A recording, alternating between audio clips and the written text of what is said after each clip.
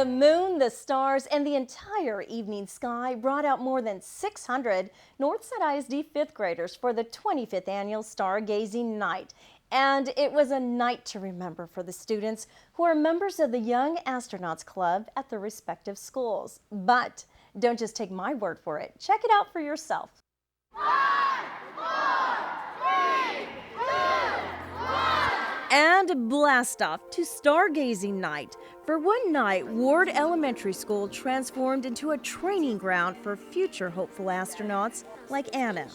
She's among hundreds of members of the Young Astronauts Club within Northside ISD who participated in the hands-on space activities. We've done this thing where we make a comet. There's trivia about space, and right now we're learning about living and working in space. The Young Astronauts Club has been around for 25 years, and every year a new theme emerges. This year, the kids focused on learning about the International Space Station. Other activities included up-close looks at the moon, our galaxy, and constellations, made possible by the San Antonio Astronomical Society. Members of this organization lent their time and impressive telescopes to create the ultimate experience for students like Landry Rodriguez. Because they're cool and you get to see them really close, and from far away you can't really see them. The night was met by much anticipation from these young astronauts who have been studying about space exploration and the International Space Station since the start of the school year at their own schools. Each week, the teachers have lesson plans built around that theme, and the students do hands-on activities to get the kids excited about careers in math and science. That excitement continued throughout Stargazing Night, where for 2 hours the kids spent about 20 minutes at each space-related activity. That challenged their physical stamina in the gym for Space Olympics.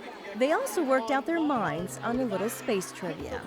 And it was during space trivia that some students found out the answers to some things they had never, ever even thought of before until now. When they're like in space for the orbit, they're like in the size of a bathroom, and they're in there for 2 weeks, 7 people. Yikes! We'll talk about small quarters, and you may have thought that your room at home was small. But then there was the ultimate trivia question that stumped most of these scientific fifth graders and even some adults. Like, it was the biggest satellite. Everybody guessed the International Space Station, but it was the moon. Because apparently that's a satellite. U double star. Wait a minute, bingo? Well, what does that have to do with space? Well, nothing really, but it certainly made for a fun time at the Annual Stargazing Night.